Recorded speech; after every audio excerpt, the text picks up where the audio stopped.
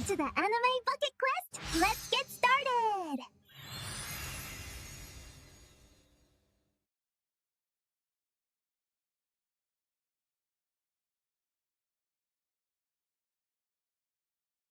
What's up, everybody? Welcome to another episode of Anime Bucket Quest, the podcast where we take on the ultimate quest and go to the 100 top ultimate anime before you kick the bucket.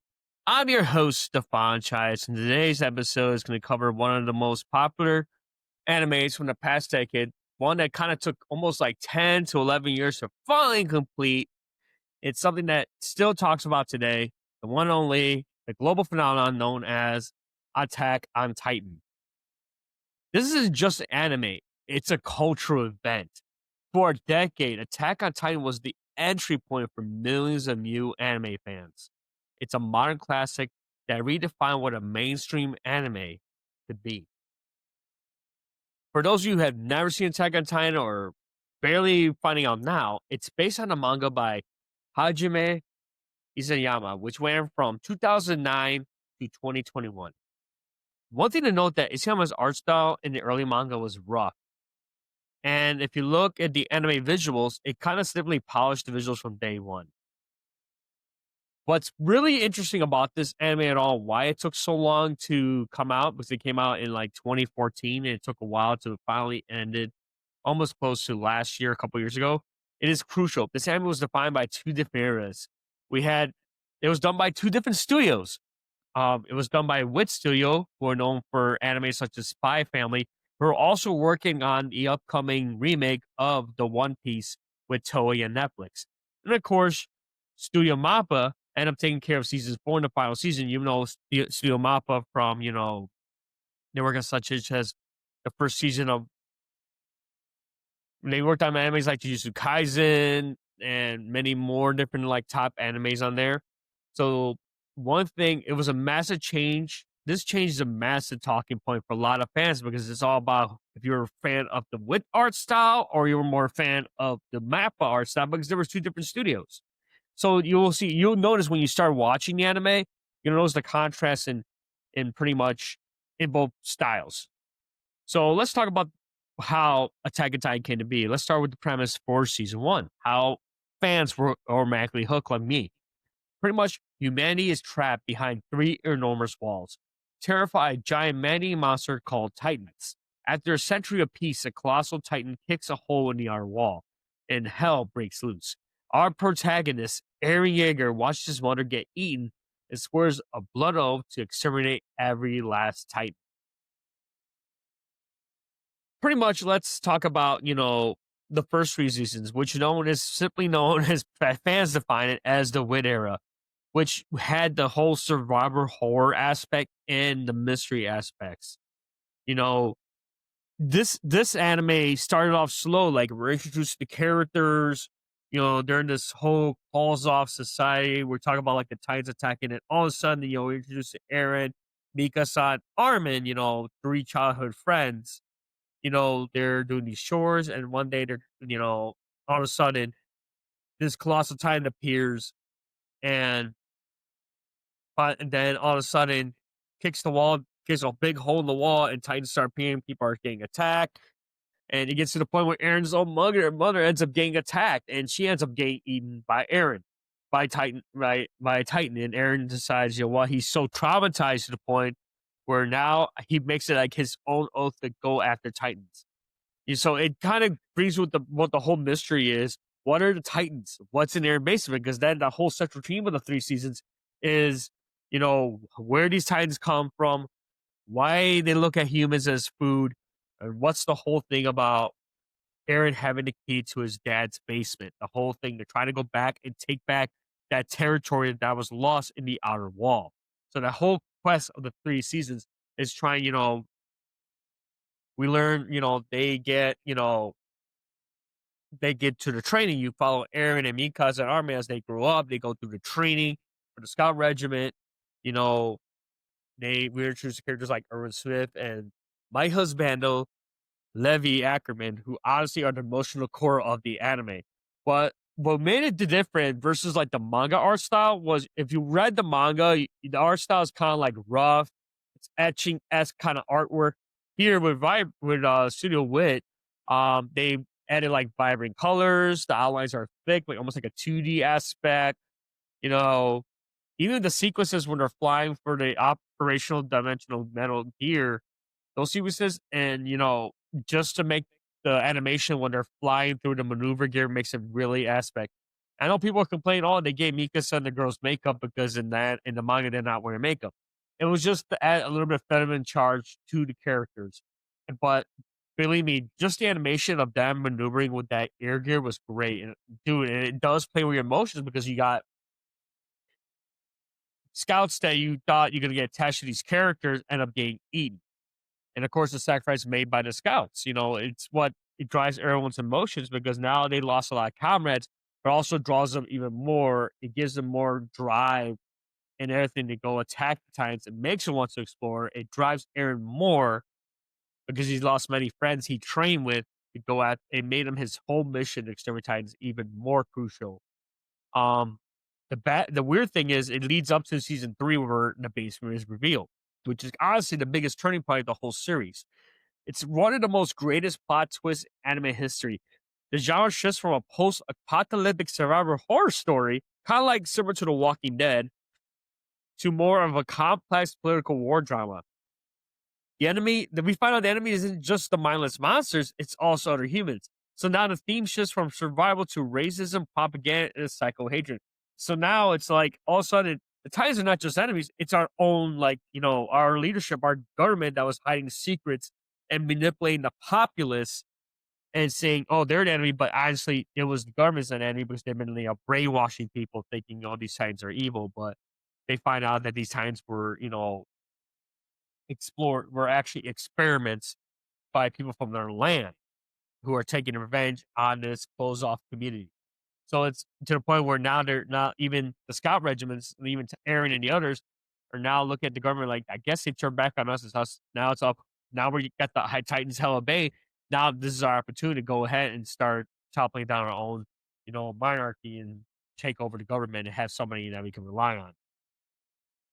Which, it kind of shifted and all of a sudden, it leads to what people dub as the best, era in the anime. I'm talking about, season 4, the Mappa era, which talks about the war of morality.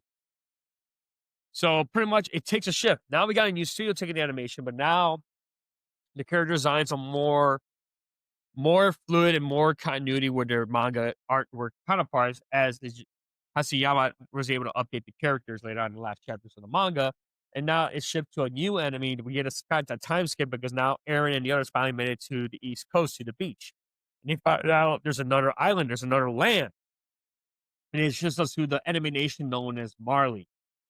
So now the main focus shifts to this different land, and you find out more about this land, Marley, and you find out that they're the reason why they've been sending Titans over to the Paradis. We find out the island is called Paradis to take on what they call so-called heretics because they were a branch off the old government of Marley. So then we see Eren's transformation. He goes from a hot-headed hero to like a cold, calculating antagonist. He becomes the very monster he swore to destroy to save his people, which is pretty much the central moral conflict of the final act. Which to me, one of the weirdest transitions, but overall twists in character development because you wanted to root for Eren. You wanted him to succeed because the whole thing you were behind Eren was he wanted to attack the Titans. He wanted to go after the Titans, take them out, and find out why they were attacking the people. And then he finds out, oh shit, the government's like, oh shoot, sorry, pardon my language, pardon my French. But now he realized, oh, my own government betrayed it. My dad was part of Titan experiments in the past. He came from another land. The very thing I was fighting for was not a real fight. The true enemy was the government, was also the government, but we took that down. Now we find out the Titans were a product of people being, segregated and being used to test on by this nation known as Marley. So now it's not just Eren taking out Titans. Now it's Eren versus the world. And one thing about the production with Mappa's style, it's more grittier. One thing I know is they use a lot of CGI for Titans when it comes to like when you start fighting, but also they help with excelling depicting the grim reality of war. it's really good. Like even the sequences where they're fighting, it does a really good job with it. So it's a really good episode to go with.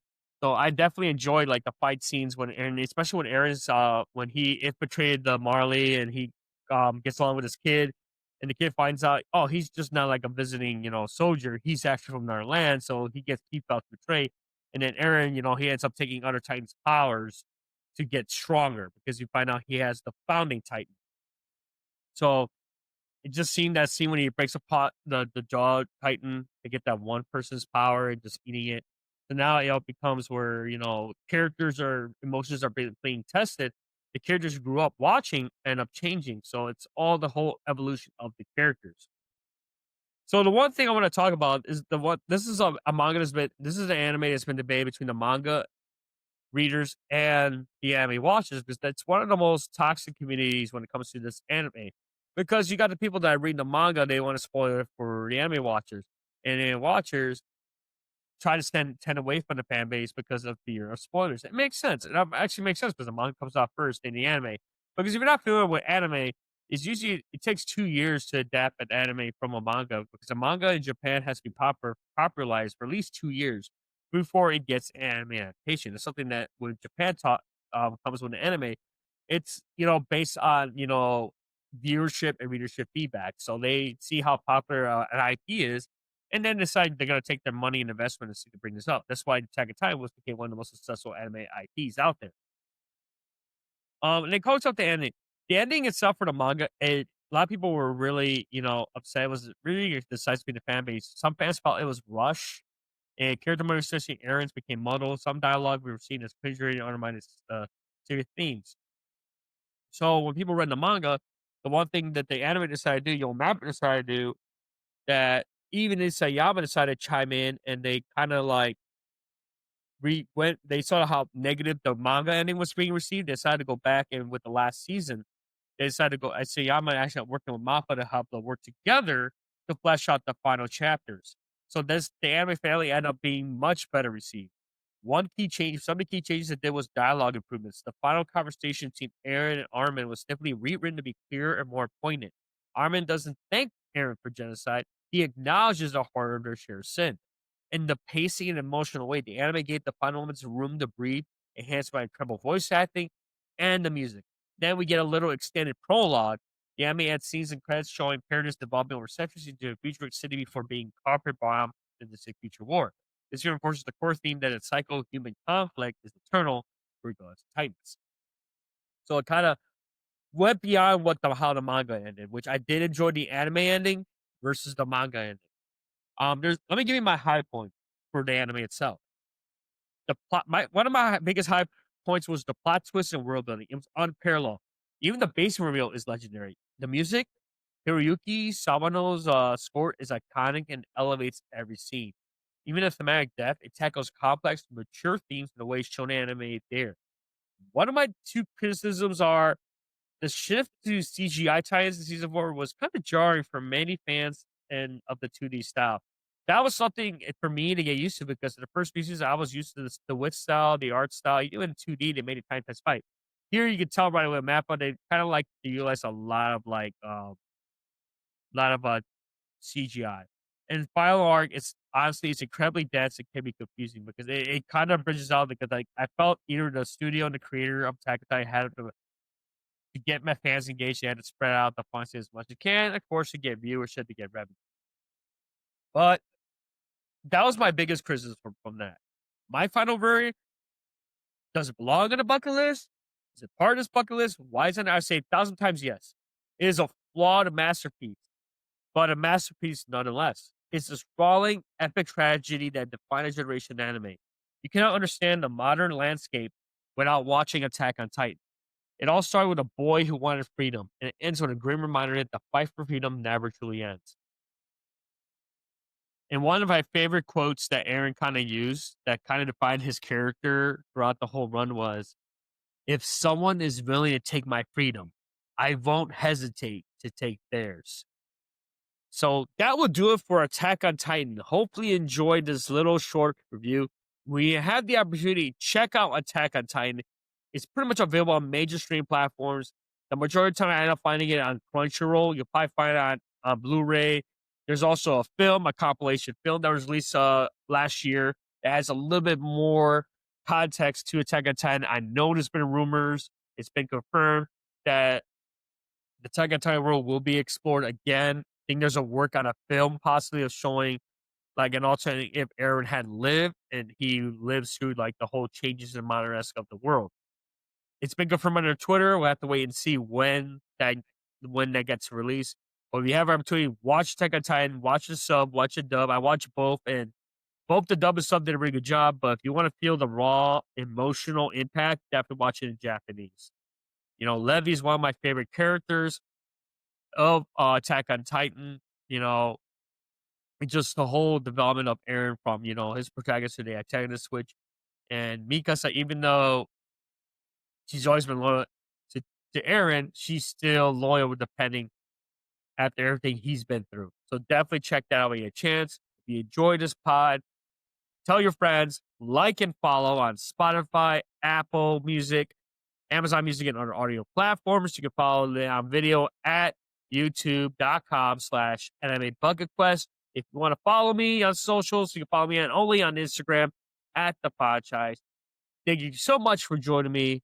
As always, geek on, take care, and watch anime.